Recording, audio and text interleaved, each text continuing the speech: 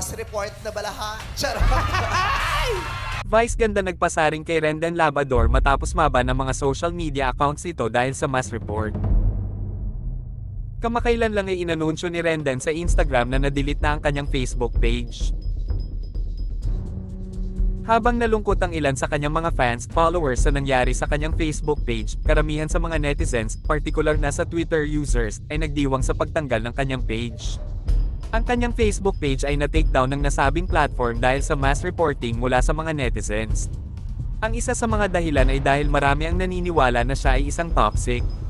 Isang araw matapos ma-disable ang kanyang opisyal na Facebook page, bumalik ang tinaguriang motivational speaker sa kanyang bagong Facebook page. Sa caption ng kanyang profile picture, inulit niya na malapit na mag-upload ng official statement sa kanyang YouTube channel. Gayunpaman, tinatawanan lang ng mga netizens ang kanyang deklarasyon. Ang ilan ay nagbahagi pa ng kanyang profile na may panawagan na i-report din ito ng masa.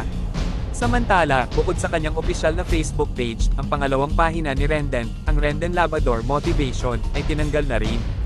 Samantala sa September 8 episode ng It's Showtime, nagpasaring si Vice Ganda sa pagkabara ng social media pages ni Renden.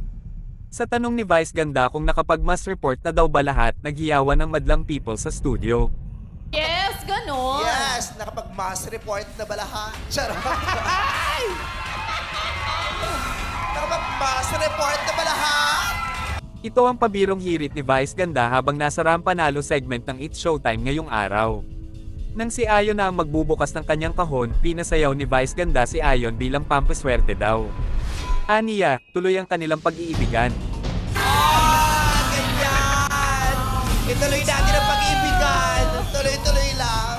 Talay lang. Tuloy ang pag-iibigan. Wala makakapigil. Ganon! Yes, ganon. Yes, nakapag-mass report na ba lahat? Charot!